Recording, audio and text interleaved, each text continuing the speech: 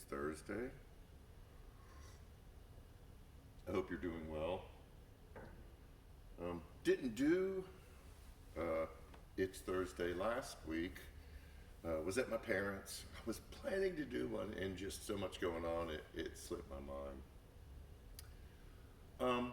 Janet and I were invited to a neighborhood thing this past Sunday, and there weren't a lot of people there, but there were enough people there that we had to divide up into two different tables.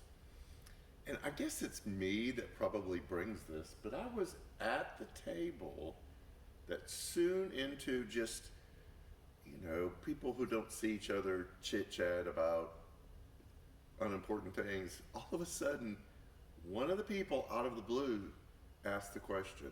But they started with this: "Hey, can I ask a really unusual question? Would you guys be okay with it?" And we're like, "Sure, we're up for something deeper than all the things we're talking about." They go, "Do you think the moon landing was real?" And there was this stunned silence for a while, because I know that's in the canon of conspiracy theory, with 9/11 not being an internal job, the moon landing, was Kennedy really shot, is Tupac living with Elvis, all the good stuff. And we just kind of sat there, and then they went on this conversation about the evidence that they feel like is solid evidence for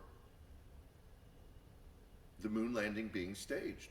And there's some evidence. We didn't really go back and forth. We just kind of floated it around a little bit like, yeah, that's a really good point, and I don't know that one either. But where the conversation got to after that was, then what's next? Like, if you're going to draw a line and say, all of this is real, and then all of this is not real, it's staged, it's fake, it's conspiracy, how do you draw that line? And so the question was asked of this person, um, so what else do you believe isn't real? And then it moved to what is the process that you use to determine that? Because this is what most of us do. We want to believe certain things are true, and then some things that are so difficult for us to handle, we don't know what to do with them.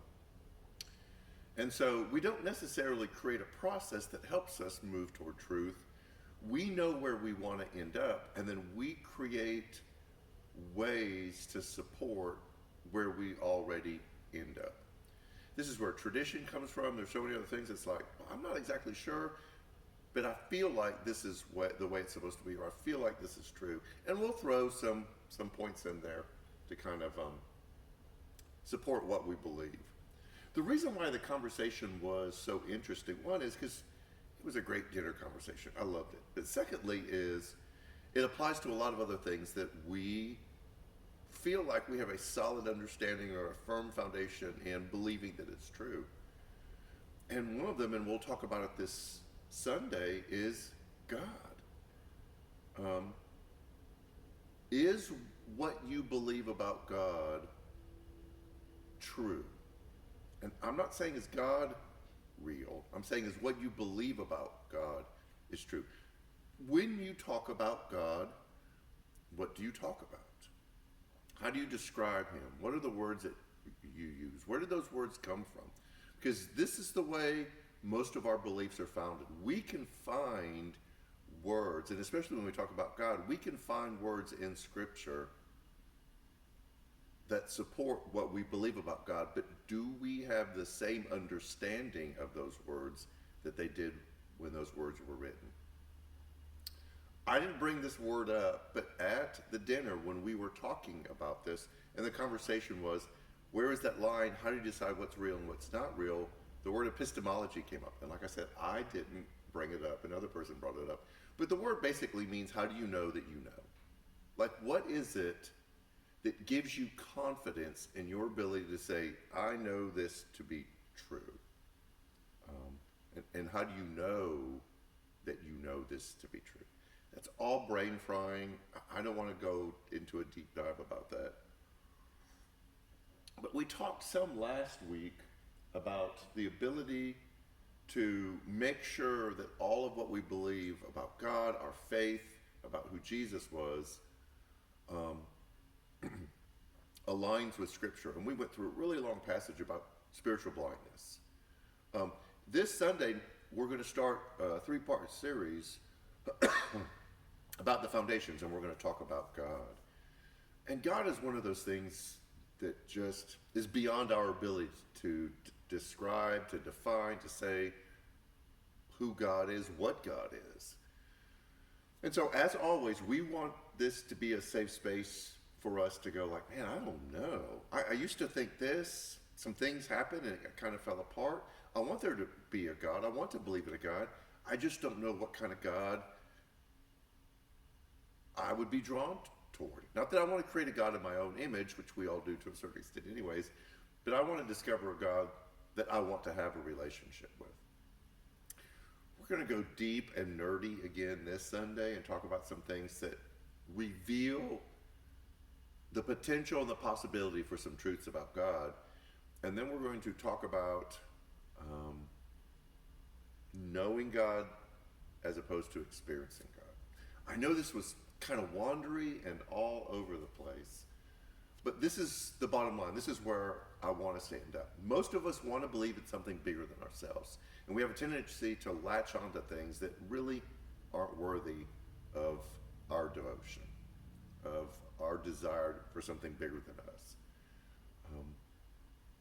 God alone can bear that weight, but we have to have an understanding of God that's genuine, that's real, that's based on our experience on Him, and that doesn't put God in a box. This is who God is, and God is only this. So this will be the first foundation.